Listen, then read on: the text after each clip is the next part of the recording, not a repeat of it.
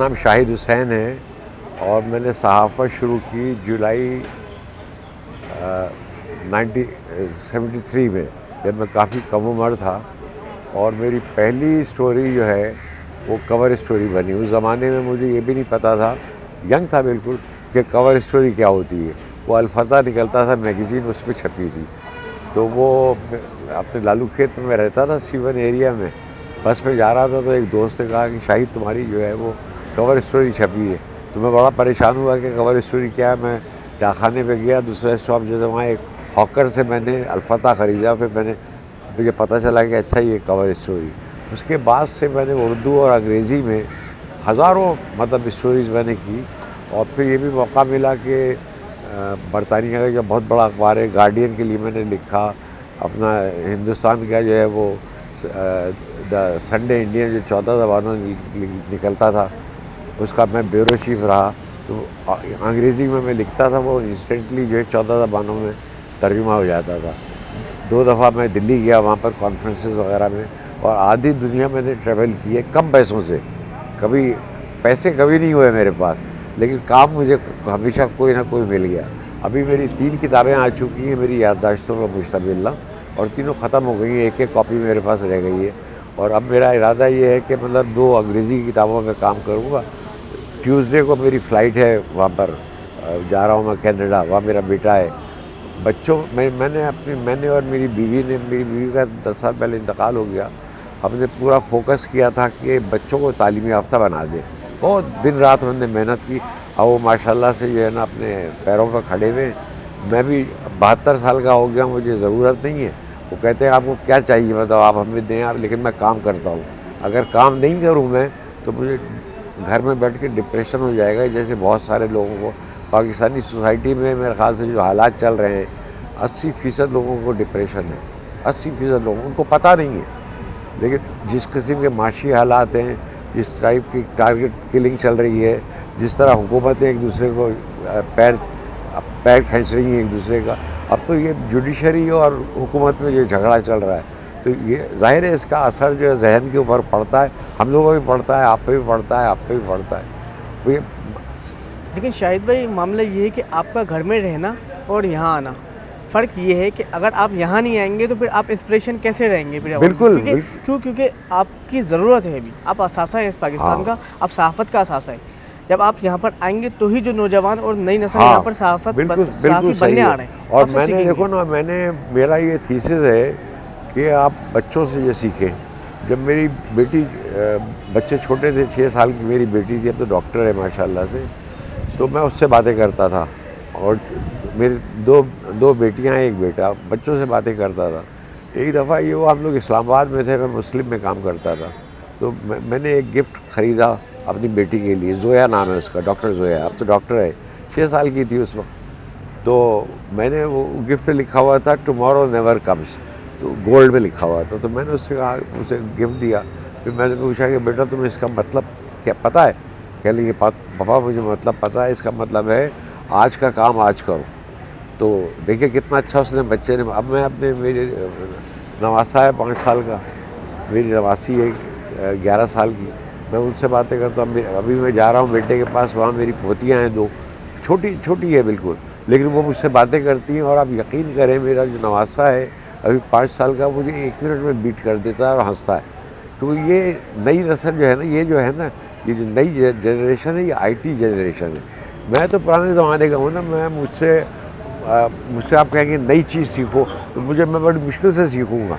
लेकिन ये बच्चे जो है, इनकी जीन्स में है, ये जीन्स में आ जाता है, ये सारी चीज़ें जो है ना अपने मुंतकिल होता है। तो यही सब मैंने लिखा है अपनी किताबों में। अब अपनी अंग्रेज़ी वाली किताबों में काम करूँगा और पाकिस्तान आता जाता रहूँगा। पाकिस्तान से मेरा दिल कभी नहीं भरा। मतलब ये जैसे बहुत सारे लोग अपने मुल्क को गालियाँ देते हैं ना, मैंने कभी गाली नहीं दी, क्योंकि अब मेरा शहर है ये। यहाँ इस शहर में मैं सबको जानता हूँ। प्रेस क्लब में मैंने 4 स्टोरीज़ की इस प्रेस क्लब पे, इसकी हेरिटेज बिल्डिंग पे। तो मुझे एक साहब ने धमकी दी कि हम आपको जो है अपनी मेंबरशिप ख़त्म कर देंगे। वो अहदेदार थे ज़माने में। मैंने रोज़ आना शुरू कर दिया कि भाई करो ख़त्म मेरी मेंबरशिप। तो यहाँ अभी सहाफ़त जो है ना, वो बहुत सारे लोगों के लिए ब्लैकमेलिंग हो गई है। तो आपको मतलब आपकी कोई कमज़ोरी मुझे पता चल गई, मैं आपको डराया जा रहा हूँ, इस किस्म की सहाफ़त हो गई। अच्छा, मैंने तो कभी खौफ खाया नहीं किसी से। अब माशाल्लाह से मतलब 72 साल का मैं हो गया हूँ, अब भी काम करता हूँ। यहाँ प्रेस क्लब आता हूँ, अपने दोस्तों से बातें करता हूँ। ये भी एक तरह का कैथारसिस होता है कि आपने बात की। और नई नस्ल से मुझे बहुत उम्मीद है। मैंने नई नस्ल को कभी मतलब मैंने कभी डांटा नहीं उनको, क्योंकि मतलब मैंने तो अपना ज़माना गुजार लिया, बहुत अच्छा ज़माना था। ना तो कोई टेररिज्म था, ना कुछ था, ना टारगेट किलिंग थी, कुछ भी नहीं था, ना शिया सुन्नी ये सब। हमारे ज़माने में सब अमन होता था। अच्छा, अब तो हर चीज़ हो रही है ना, खुला हो रही है। किडनैपिंग हो रही है, किडनैपिंग फॉर रैंसम हो रहा है, सब कुछ हो रहा है। औरतों को अगवा किया जा रहा है, लड़कियों को अगवा किया जा रहा है, डराया जा रहा है। मतलब इस तरह के लोग आ गए हैं कि वो आपके घर तक बच्चों से पूछ लेते हैं कि पापा कहाँ गए। बच्चे बता देते हैं कहाँ गए, या खाना खाया है नहीं खाया है, जो भी है। बच्चे तो इनोसेंट होते हैं ना, वो बता देते हैं। ये हो रहा है। तो मकसद आप ये कह रहे हैं कि अब का जो ज़माना है वो बहुत चैलेंजिंग है, बहुत और चैलेंजिंग। अगर इस वक्त जो न्यू यूथ जो काम कर रही है, न्यू जनरेशन, वो उनके लिए बहुत ज़्यादा चैलेंजिंग बहुत ज़्यादा। लेकिन मेरा सवाल शायद भाई आपसे एक ये है कि आप सीनियर पर्सन है, जो आजकल हर बंदा एक यूट्यूब चैनल खोल के एक सहाफ़ी बन गया बगैर एजुकेशन के। हाँ, तो क्या वो सही है या नहीं गलत? नहीं नहीं, अभी ये हो गया है कि देखिए, दाल रोटी जो है ना, दाल रोटी खाना बहुत मुश्किल हो गया है। मैं गुलिस्तान जौहर में रहता हूँ, मैं रिक्शे में ट्रैवल करता हूँ। एक तरफ का किराया 700 रुपये हो जाता है, 700 रुपये। वापसी का भी 700 रुपये हो जाता है। फिर मैं यहाँ खाना भी खाता हूँ, कोई दोस्त आ जाए उसको भी खाना खिलाता हूँ, तो ये 2000 रुपये का रोज़ का कम से कम खर्चा है। तो मैं बहुत सोच के मतलब चलता हूँ। लेकिन मैं ऐसे साथी दोस्तों को जानता हूँ, यहाँ फोटोग्राफर्स में ख़ास तौर से ऐसे दोस्त हैं कि वो जो यहाँ इफ्तार वगैरह होती है ना, वो प्रेस कॉन्फ्रेंस होती है, वो 2-3 दफ़ा खा लेते हैं, उनके वो खाने के पैसे नहीं होते। मैं जानता हूँ ऐसे दोस्तों को, जबकि पहले वो बड़ी बड़ी ये रॉयटर्स में ऐसी जगह काम कर रही है। आजकल बेकार है, आजकल बेकार है। और बेकारी बहुत ही बड़ी बला है। बेकार आदमी को नहीं होना चाहिए। छोटा काम मिले, छोटा कर लो। छोटे से थोड़े से पैसे मिलेंगे, थोड़े से पैसे से कर लो। अब मैं न्यूज़ ऑन संडे में लिखता हूँ, जो न्यूज़ का, जो मैंने न्यूज़ में 11 साल काम किया, इन्वेस्टिगेटिव सेल में 11 साल। और डेली न्यूज़ में जिनका शाम का अखबार था, वहाँ मैंने 4.5 साल काम किया। अब मैं न्यूज़ ऑन संडे, जो इनका लाहौर से मैगज़ीन निकलता है, उसमें लिखता हूँ। 8 मेरे आर्टिकल्स आ चुके हैं। तो ये लोग मुझसे पूछते भी हैं कि तुम्हें पैसे तो मिले नहीं है अपने लिखने की जो है, तो तुम क्यों लिख रहे हो? मैं कहता हूँ कि भाई मैं एक्टिव हूँ, इस बहाने पैसे मेरे बाद में मिल जाएंगे, कोई बात नहीं ना, जमा हो रहे हैं मेरे पैसे, वो जमा हो जाएंगे। लेकिन मैं यानी एक्टिव हूँ ना, एक्टिव होना बहुत ज़रूरी है आजकल। और नई नस्ल को भी मेरा यही पैगाम है कि चाहे थोड़े से पैसे मिले, काम करो। अब देखो ना, अब ये मुल्क जो है कायद-ए-आज़म ने बनाया था, है ना, कितने एनर्जेटिक आदमी थे, और कभी जेल नहीं गए। और एक बहुत बड़े वकील थे, एक वकील के तौर पे उन्होंने पाकिस्तान बना दिया। लोग अब तो कायद-ए-आज़म को भी बदनाम किया जा रहा है, कोई शक नहीं, उनको भी बदनाम किया जा रहा है। और फिर ये सोसाइटी हमारी, जो उसका सोशल जो फैब्रिक है, वो टूट गया है। हम जो है ना, बस एक दूसरे पे इल्ज़ाम लगा रहे हैं। कसूर मेरा होगा, इल्ज़ाम मैं आप पे लगा दूँगा कि साहब आपकी वजह से ही हो गया। भाई अपनी गलतियाँ मानो। अगर मुझसे कोई गलती होगी, मैं कह दूँगा। पूरी दुनिया में 2 लफ्ज़ ऐसे हैं जिससे हर मसला हो जाता है, एक थैंक यू और एक सॉरी। गलती करे आदमी, कहते सॉरी, वहाँ ख़त्म हो जाता है किस्सा। और कोई आपने मुझे फेवर किया है कुछ, थैंक यू कहने से मैं गरीब तो नहीं हो जाऊँगा। यहाँ लोग ना थैंक यू कहते हैं, ना सॉरी कहते हैं। हर आदमी खलीफा बना हुआ है। ऐसे ही। आप सहाफ़त के बारे में क्या कहना चाहते हैं, ख़ास तौर पे यूथ के लिए, कि वो कैसे सहाफ़ी बने? ये सहाफ़ी, देखो, सहाफ़त के लिए मैं ये कहूँगा कि मतलब एक तो एक्टिव रहे, दूसरे कोई ख़बर बगैर इन्वेस्टिगेट किए हुए नहीं चलाएं। अब मैं जो कह रहा हूँ, ये आपको वेरीफाई करना चाहिए कि मैं सही कह रहा हूँ या नहीं कह रहा हूँ, क्योंकि यहाँ लोग बहुत अनशन हाँकते भी हैं बहुत ज़्यादा। तो अभी तो चैनल्स में ये हो गया कि इधर से सुन लिया, उधर से सुन लिया, थोड़ी देर बाद अब अगर यहाँ मैं आपके सामने बैठा हूँ, अगर ये टिकट चल जाए कि लियारी में मैंने बम का धमाका किया है, उसके बाद यहाँ के बैठ गया, लोग कहेंगे हमने तो टीवी पे देखा है साहब, आपने किया होगा। तो वेरीफाई किए बगैर कभी मत चलाओ खबर। वैसे बेसिकली सहाफ़त है क्या? सहाफ़त ये आपकी है, नज़र हाँ, सहाफ़त बेसिकली ये है कि आप जो अवाम है उनकी आप तर्जुमानी करें, उनके दुख दर्द जो है ना, उसको कलम बंद करें। आप उमरा की तरफ मत देखें, यहाँ लोग जो है ना अभी मरू हो जाते हैं। किसी ने मालूम हुआ कि यहाँ प्रेस क्लब में मैं देखता हूँ आए दिन लोग इफ्तार पार्टी कर रहे हैं, बड़े बड़े जो लोग हैं वडेरे ये वो, भाई आप क्यों उनको प्रोमोट कर रहे हैं? तो इफ्तार तो आप खुद भी कर सकते हैं, खजूर खा ले ये खा ले, खुद कर सकते हैं। तो यहाँ यहाँ ये चक्कर हो गया। जिसके बाद यहाँ पे देखो 16,000 तनख्वाह है, मैं जानता हूँ ऐसे साहब की 16,000 तनख्वाह 1 करोड़ की गाड़ी है, तो कहाँ से आ रही है गाड़ी है? मैंने 42 साल काम किया है, मैं रिक्शे में ट्रैवल करता हूँ, मैं गाड़ी नहीं ले सकता। आज मैं वो काम करने लगूँ, मुझे गाड़ी भी आ जाएगी, बंगला भी आ जाएगा, दोनों चीज़ आ जाएगी। ऐसे ही तो मैं नौजवान नस्ल के लिए मेरा यही पैगाम है कि सच सच बोलो और रिस्क लो। आजकल सहाफ़त बहुत रिस्की जगह, कितने सहाफ़ी जो है ना मर चुके हैं, कितने लोगों को मारा गया है बाकायदा, किडनैप भी कर देते हैं, ले किडनैप भी करते हैं ना, आए दिन किडनैपिंग, रोज़ाना 3-4 की खबर आ जाती है और बाज़ औक़ात तो खबर भी नहीं आती, ऐसे ही खबर भी नहीं आती और उठा लेते हैं आपको। आप गेस करते रहते हैं कि आप फलां ने उठाया होगा, खबर आएगी तो उसमें इतना इबाहम होगा कि आप गेस करेंगे कि फलां ने उठाया होगा। टारगेट किलिंग हो रही है, कभी मज़हब के नाम पे हो रही है, कभी ज़बान के नाम पे हो रही है, कभी किसी और चीज़ के नाम पे हो रही है, आप कुछ कर ही नहीं सकते। अब मैं यहाँ बोल रहा हूँ ना, अभी मालूम है कि मैं बाहर निकला कि आप तो भाई बहुत बोलते, चलिए हमारे साथ, मैं क्या कर लूँगा? ऐसे ही सही है ना, ये आप क्या कर लेंगे? इसकी मिसाल ऐसे ही है कि तोता जो है एक कौवा एक तोते से पूछता है कि यार तुम बंद क्यों हो पिंजरे में, तो वो हाँ। बोलता है कि यार मैं बोलता हूँ। हाँ, ये बात है, वाली बात। वही वाली बात है। अभी बोलना भी मुश्किल हो गया है, बहुत सारे लोग बोलते ही नहीं, डर के मारे ना चुप रहते हैं। चुप रहना ठीक नहीं है, बोलना चाहिए। सर सहाफ़त का मतलब ही सच बोलना सच बोलना है। लेकिन क्या आजकल सहाफ़त का कलम भी बिक रहा है? हाँ, बिक रहा है। उस कलम की अहमियत मुझे कई दफ़ा बुलाया इन लोगों ने, एजेंसी वालों ने, तो वहाँ पे मतलब ना तो मैंने उनसे कुछ मांगा, मेरी बड़ी इज्जत भी करते हैं। कि मैंने एक दफ़ा ये हुआ कि दिल्ली न्यूज़ में मैं काम करता था, शाम के अखबार में ना, जंग ग्रुप के, तो मेरे पास मैं उस ज़माने में नसीराबाद पे रहता था किराए के मकान में, तो मेरे पास एक फ़लस्तीनी आया मेरे घर पर और उसने मुझे एक अरबी में एक पैम्फलेट दिखाया और एक तस्वीर दिखाई कि इसको आप जानते हैं? मैंने कहा भाई ये तो मेरा दोस्त था, वो था ईरानी था, फिर इसके बाद अचानक ये गायब हो गया था और ये अरबी में पैम्फलेट में इसमें लिखा हुआ है कॉमरेड अब्बासी, कॉमरेड मुजफ्फ़र, इसका नाम तो फरामुल अब्बासी था, तो ये क्यों लिखा हुआ है? वो फ़लस्तीनी, मुझसे वो फ़लस्तीनी इनके PLO की मिलिट्री विंग का था। उसने कहा कि ये यहाँ से चला गया था इराक़, वहाँ इसने मिलिट्री ट्रेनिंग ली और तल अवीव में एक होटल पे एम्बुश करता हुआ शहीद हो गया, है ना। तो पता चला, फिर मुझे उन्होंने खबर दी, उन्होंने कहा कि यहाँ कराची में एक आर्ट और कल्चर के नाम पे एक सहूनी लॉबी एक्टिव है। अच्छा, मैंने जाके खबर छाप दी और पेज 1 पे लग गई खबर journalist lobby active in Karachi.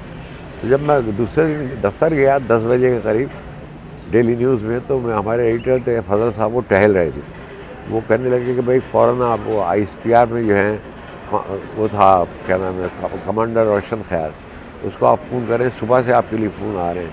खैर मैंने फ़ोन किया तो कमांडर रोशन खैर अब तो कनाडा में रहते हैं, हिमायत अली शायर के बेटे, उन्होंने कहा कि आप यहाँ थोड़ी देर के लिए हमारे दफ्तर आ सकते हैं, बहुत पुरानी बात है ये।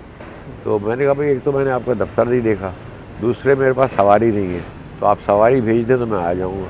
तो उन्होंने एक गाड़ी भेज दी, ड्राइवर के साथ मैं वहाँ गया, उन्होंने 10 मिनट तक तो वो और एक और साहब जिन्होंने अपना तारुफ निकाला था मुझसे बातें करते रहे।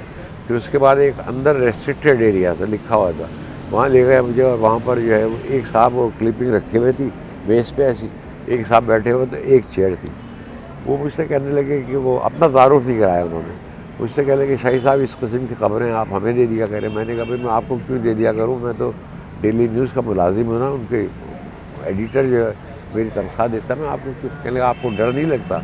मैंने कहा उससे कि अली अब्बास जलालपुरी की मैंने किताब, ये मेरी किताब में मैंने लिखा है ये वाक़या पूरा, अली अब्बास जलालपुरी की किताब मैंने पढ़ी, उसमें एक यूनानी फ़लसफ़ी का एक कौल पढ़ा तो मेरे जहन से डर निकल गया। कहने लगे कि वो कौल क्या था? मैंने कहा वो कौल ये था कि जहाँ तुम होते हो वहाँ मौत नहीं होती और जहाँ मौत होती है वहाँ तुम नहीं होते। अच्छा, बड़े मुतासर हुए, कहने लगे आप शाम को कल जो है शाम को खाना फ़रंग गए थे क्या? मैंने कहा नहीं, मैं तो नहीं गया था। तो आप क्यों पूछ रहे हैं? कहने लगे कि ईरानी कमांडर ने इस थीम पे कल रात को वहाँ पर तकरीर की। अच्छा, उसके बाद कहने लगे कोई काम?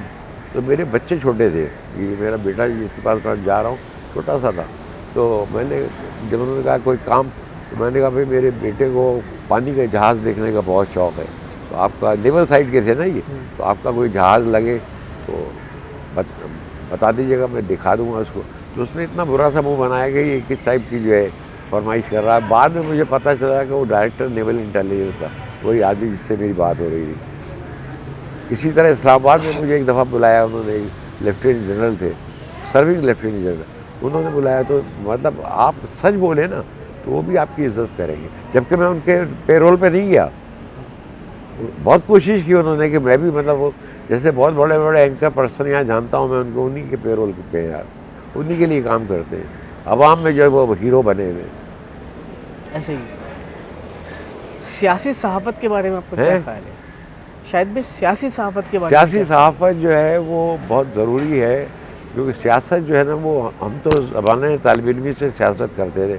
मैं नेशनल स्टूडेंट्स फेडरेशन में था जो बाएँ बाजू की तंजीम थी, और मैं 19 साल की उम्र में जेल गया हूँ 1971 में। अच्छा। 19 साल की उम्र में। और मेरा कसूर ये था, मैं यूनिवर्सिटी में पढ़ता था फिजियोलॉजी डिपार्टमेंट में।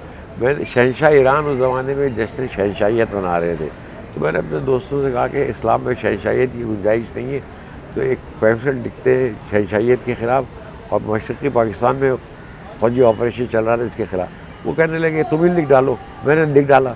उसके बाद जो है मुझे उन्होंने घर से उठा के ले गए स्पेशल ब्रांच वाले, और मेरे 14 केसेस बनाए उन्होंने, 14 केसेस। कहने लगे आप भूल जाएँ आप बाहर जाए। फिर जब ढाका जब फॉल हुआ है 72 में, तो फिर मैं जेल में था, लांडी जेल में था, बच्चों की जेल में। तो मेरा नर्वस वेट डाउन हो गया। फिर डॉक्टर हारून जो सिकाट्रिस्ट हैं उन्होंने मेरा इलाज किया। अब वो बूढ़े हो गए, 92 ईयर्स के हैं। मेरी भी उम्र 72 साल हो गई है, लेकिन मैं अब भी कर रहा हूँ। और मुझे बड़ा फ़ख्र है कि मैंने सच्ची बात बोली। इस्लाम में गुंजाइश थी शहंशाहियत की, यहाँ जश्न शहंशाहियत मनाया जा रहा था, यही जनरल याहिया का ज़माना था। लेकिन जो जिस सियासी सहाफ़त की आप बात कर रहे हैं वो तो हमारी ज़रूरी है हमारे लिए, ठीक है, लेकिन आजकल उसका गलत मतलब नहीं ले लिया सहाफ़ियों ने कि मतलब किसी एक सियासी पार्टी को पकड़ के और पेरोल पे आने लगे, पेरोल पे आ गए। ये गलत है, इसको तो रजिस्ट करना चाहिए कि भाई मतलब आप मेरा, चूँकि आप इंटरव्यू कर रहे हैं, लिहाजा मैं जो है ना आपकी तारीफ़ किए जा रहा हूँ, ये हो गया है ना। और मतलब वही मैं सवाल करूँगा आपसे जो आप मुझसे बोलेंगे। हाँ, जो बोलेंगे पहले से कोई और सवाल नहीं करूँगा। और खुदा न खास्ता मैंने कर लिया तो या तो मैं पीछे से किडनैप हो जाऊँगा। भाई एक दफ़ा ये हुआ कि मैं यहाँ से जा रहा था रिक्शे पे, जब अपने घर के पास पहुँचा तो जैसे ही रिक्शे से उतरा तो एक साहब दौड़ते हुए मेरे पास आए। कहने लगे आपको पता है एक बाइक आपका पीछा कर रही है? मैंने कहा मुझे तो नहीं पता, अभी क्यों पीछा कर रही है? आपको डराते हैं, आपका पीछा करने लगे और आपको इस तरह पीछा करेंगे आपको पता होगा पीछा हो रहा है, डरेंगे ना। ये होने लगा है। ये भी एक तरफ से नफ्सियाती हरबा होता है कि आपको डराएं ताकि आप बिल्कुल सहम के अपने घर में बैठ जाएं। तो अब सहाफ़त तो फिर बड़ी मुश्किल हो गई, बहुत मुश्किल हो गई, बहुत मुश्किल हो गई। लेकिन पता है मैं हमेशा पुरुम्मीद रहा हूँ। जब जैसे रात के बाद सुबह होती है ना, इसी तरह नई जनरेशन जो है ना वो आएगी, जो रजिस्ट कर रही है, और वो लीड करेगी मूवमेंट को पूरी। नए सहाफ़ी आएंगे, नए तालिब इल्म आएंगे, नए ट्रेड यूनियन के लोग आएंगे, नए डॉक्टर आएंगे, नए लॉयर्स आएंगे, ये लीड करेंगे। हमेशा देखो बड़े बड़े जो इनकलाब आए हैं वो लीडरशिप आवाम में से आई है, कोई आसमान से नहीं आती है लीडरशिप। ईरान का कितना बड़ा इनकलाब था, कितना बड़ा इनकलाब था, पूरा जो है तहस नहस कर दिया था। फ्रांस का इतना बड़ा इनकलाब था, रूस का इतना बड़ा इनकलाब था, चीन का इतना बड़ा इनकलाब था। यहाँ पर भी होगा। यहाँ हमारे लोग बहुत अच्छे लोग हैं, बड़ी मेहनत करने वाले लोग हैं, बहुत मेहनत करने वाले। जब यहाँ से पाकिस्तान से बाहर जाते हैं तो कानून को की पासदारी करते हैं, यहाँ तोड़ रहे होते हैं। आप देखिए सिग्नल किस तरह तोड़ते हैं गाड़ी वाले, भाई रुक जाओ 5 मिनट के लिए यार, बाहर ठीक हो जाते हैं, क्योंकि वहाँ कानून का राज है, यहाँ राज नहीं है। शाहिद भाई आप मुझसे ज़्यादा रहे हैं बाहर, मैं अभी रिसेंटली कुछ दिन पहले ही दुबई से आया हूँ वापस। आप यकीन करें कि मुझे इतना अच्छा निज़ाम लगा, इतना अच्छा निज़ाम लगा कुछ हद नहीं, ठीक है। क्यों? क्योंकि वहाँ पर ये है कि आप कोई रोड क्रॉस कर रहा होगा तो आप पहले गाड़ी रोक लोगे। हाँ, रोक लेते। सही है। अगर आपने नहीं रोकी और खुदा ना खासा उसको टच हो गई तो जो वो बोलेगा वो आपको उसको पे करना होगा। बिल्कुल। मैं दुबई वगैरह में रहा हूँ, लंदन में भी रहा हूँ, अमेरिका भी गया हूँ, मैं पहले लंदन गया, बहुत पुरानी बात है, ठहरा हुआ था। अब वो आ रहा था, गाड़ियाँ आ रही थी, तो सड़क पे जब मैंने पहला कदम रुका सारी गाड़ियाँ रुक गई। अच्छा, मैं हैरान, मैं तो यहाँ का आदि था कराची का। अब मैं इंतज़ार कर रहा हूँ कि गाड़ी आगे जाए तो मैं पीछे से इसके निकल जाऊँ, सड़क पार करूँ। वो गाड़ी रुकी हुई है। फिर किसी ने मुझे बताया कि ये इसलिए रुक गई है कि आपने फुटपाथ पे सड़क के ऊपर पैर रख दिया है। ये कानून है, लंदन में मैंने देखा। तो वो कामयाब क्यों है? वो वहाँ की लॉ इसी वजह से है ना? उनकी वहाँ पर भी अनारकी है, वहाँ पर भी क्राइम होता है, लेकिन वहाँ पर जो है ना आपको प्रोटेक्ट भी किया जाता है, ऐसा ही प्रोटेक्ट किया जाता है। इसी तरह मैं यूएई में रहा हूँ, यूएई 2-3 दफ़ा गया हूँ मैं। वहाँ पर मैंने देखा कि चाहे वो शेख हो, कुछ भी हो, अपना वहाँ का अमीर क्यों ना हो, वो रुकेगा। और मैंने एक चीज़ और नोट की है सर, कि वहाँ पर जो है पुलिस आवाम से डरती है, आवाम से कि खुदा ना खास्ता ये कोई हमारी गलत हाँ, कर दे, हमारी नौकरी चली हाँ, जाएगी। वो नौकरी चली जाती है। यहाँ पर उठा के डाल देती है पुलिस, कुछ भी रख के उसके हाँ। ऊपर बंदे पे कि गया बंदा। हाँ, यहाँ तो बेईमानी चल रही है ना। आपको किसी भी झूठे केस में फंसा दे मालूम हुआ। अच्छा, अदलिया में भी यही हाल है कि वो रोज़ाना आपको 9 बजे बुला लेंगे। फ़र्ज़ कीजिए आपने केस कर दिया, 9 बजे बुला लेंगे, 3 बजे कहेंगे कल सुबह फिर आ जाओ। आपकी ज़िंदगी अजीरन हो जाएगी, ऐसा ही ज़िंदगी अजीरन हो जाएगी। रोज़ाना सुबह 9 बजे जाओ और 3 बजे फिर हाजिर हो जाओ, ये होता है। बहुत कम लोग वो जस्टिस दुर्रा पटेल वगैरह का ज़माना गया। अब तो जुडिशरी खुद आ रहा है, आज के अखबार देखे, ऐसा ही खुद इल्ज़ाम लगा रहे हैं एक दूसरे पे। इल्ज़ाम भी लगाना है, प्लस खुद ही सबूत भी बना रहे थे, खुद ही सबूत रख भी देते, और वो बंदा बंद भी जाता। भाई देखो ना, मुझे याद है, बहुत पुरानी बात है कि नेस्ले कंपनी बहुत बड़ी कंपनी है ना, मल्टीनेशनल है, बहुत पावरफुल है। ये गडाप में नेस्ले एक प्लांट लगा रही थी अफगानिस्तान में, जो अमरीकी फ़ौजी थी ना उनके लिए। तो वहाँ का जो खेत और बागात थे वो सब पानी नीचे से निकाल रहे थे ना, तो वो ख़त्म हो रहा था। तो अदीबुल हसन रिजवी की SIUT ने और आगा खान फाउंडेशन ने केस कर दिया था। तो ये जो जस्टिस है ना, ईसा क्या नाम है, फायज़ ईसा, ये केस लड़ रहे थे। मैं इनके ये गाने में वकील थे, बहुत पुरानी बात है, 97 की बात है। मैं इनके पास चला गया, यहाँ शाहरा फैसल में इनका दफ्तर था। इन्होंने भाई मुझे पूरी इतनी मोटी 1000-1200 सफ़े की फाइल कर दी। उसके ऊपर बेस करके मैंने स्टोरी बनाई नेस्ले के ख़िलाफ़। मुझ पर कितना प्रेशर आया होगा। वो नेस्ले को अपना प्लांट उखाड़ना पड़ा था, वहाँ से प्लांट उखाड़ना पड़ा था। इतनी ताकत होती है। और मैं काजी फायज़ ईसा की इंटेग्रिटी को सलाम करता हूँ। उन्होंने दिया ना, कितना अब उनको बदनाम करने की कितनी कोशिश की गई, आखिर में अपना दूध का दूध हो गया ना, ऐसे ही है, बिल्कुल साफ हो गया। कितना बदनाम करते थे उनको, उनकी बीवी को, उनके ख़ानदान को। यार काजी फायज़ ईसा, काजी ईसा जो पाकिस्तान बनाने वालों में से थे, उनके बेटे हैं यार।